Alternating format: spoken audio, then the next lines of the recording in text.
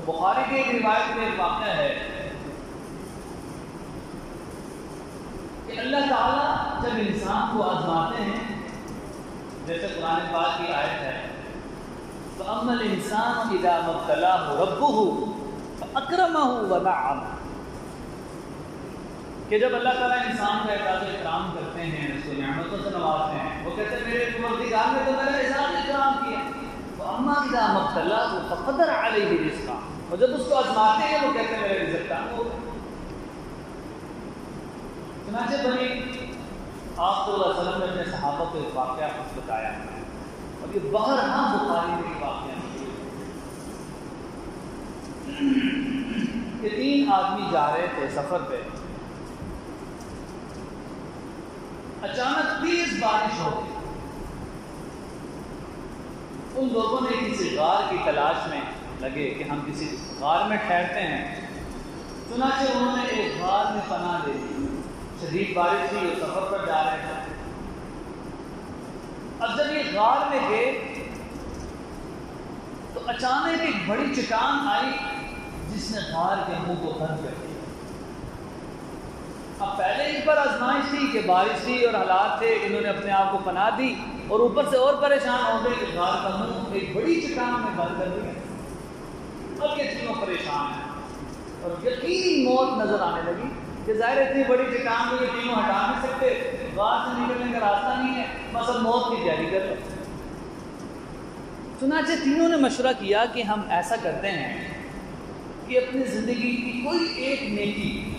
جو خاص ہم نے اللہ کے لیے کی ہے اس کو یاد کر کے ہم اس کا واسطہ دیتے ہیں اللہ تعالیٰ سے۔ چنانچہ پہلے آدمی نے کہا کہ اللہ میں گائے اور بکریاں چرایا کرتا تھا اور میرا معمول تھا کہ جو میری کمائی ہوتی اور بھیڑ بکریوں کا دودھ نکال کر سب سے پہلے میں اپنے ماں باپ کو کھلاتا اور بعد میں اپنے بچوں کو دیتا۔ یہ میری روٹین تھی۔ ایک رات اسی طرح میں نہایت تھکا ہوا تھا، بھیڑ بکریوں کا دودھ نکال کے ایک برتن میں جب رات کو پہنچا تو میری ماں اور میرے باپ دونوں سوئے ہوئے، میں وہ برتن ان کے قریب لے کر کھڑا ہوں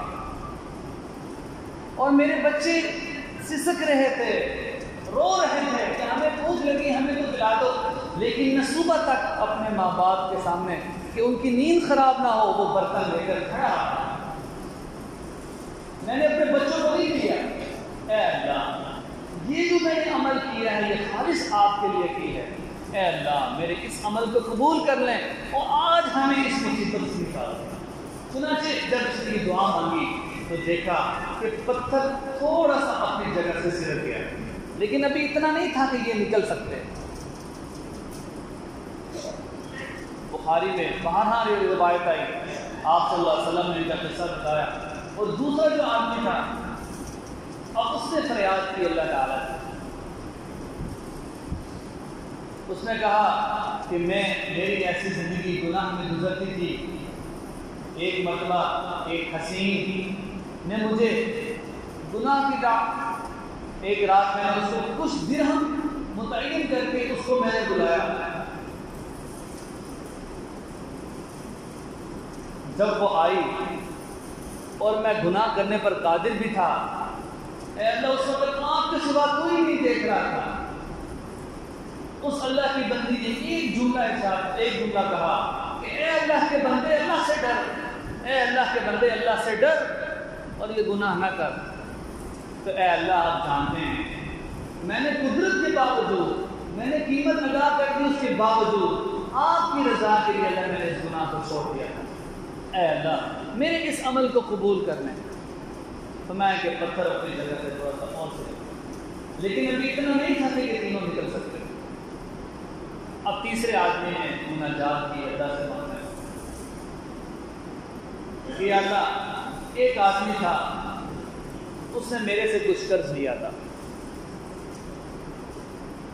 میں نے اس سے کچھ رقم قرض لی، اس لی ہوئی رقم سے میں نے کاروبار کیا، بکری خریدی، اس سے 2 بکریاں ہوئی اور 10 سال گزر گئے، کہ یہاں تک نوبت آ گئی کہ میرا بکریوں کا ریوڑ ہو گیا، اچھا خاصا میرے پاس مال ہو گیا، تو میں نے دیکھا وہی آدمی میرے پاس آ رہا ہے، اس نے کہا اللہ کے بندے اعطنی حقی کہ میرے حق کو ادا کر۔ کہا کہ اللہ آپ جانتے ہیں کہ میں نے کہا کہ یہ جتنی بھی بکریاں آئیں گی میں نے تیرے پیسے سے کمائیں گی، میں اللہ کے لیے یہ ساری بکریاں تیرے حوالے کروں۔ اے اللہ یہ جو عمل ہے یہ میں نے خالص آپ کے لیے کیے ہے، آپ اپنے دربار میں اس عمل کو قبول کر لیں۔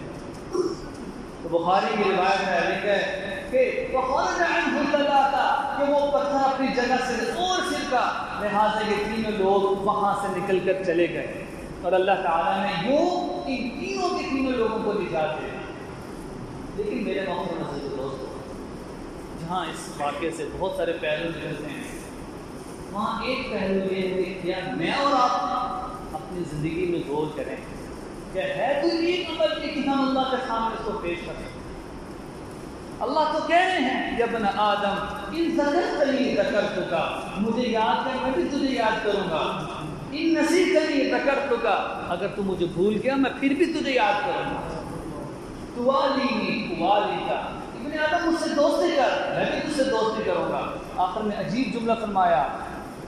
تعرض عنی وانا مقبل الیک، اگر تم نے مجھ سے اعراض کر لیا، منہ پھیر لیا، میں اور میری رحمت پھر بھی ہر وقت تیری طرف متوجہ رہے گی۔ پھر فرمایا کہ میں آخری بات، آج تو نہایت اہم ختم نبوت کے موضوع پر بات کرنا چاہتا تھا، انشاءاللہ اگر موقع ملا تو آئندہ عرض کیا جائے گا۔ تو آپ صلی اللہ علیہ وسلم نے ابن عباس رضی اللہ عنہ کے حوالے سے فرمایا یا ابن عباس یا غلام انی اعلمک کلمات، اے میرے بچے، غلام کہتے ہیں بچے کو، میں تمہیں چند باتیں سکھاتا ہوں، احفظ اللہ یحفظک، تم اللہ کو یاد کرو اللہ بھی تمہیں یاد کریں گے، احفظ اللہ تجدہ تجاہک، اللہ کو یاد کرو گے اس کو اپنے سامنے پاؤ گے، اذا استعنت فاستعن باللہ، اگر تمہیں مدد چاہنی ہو، اگر تمہیں حاجت ہو تو تم لوگوں کے سامنے نہ جھکنا،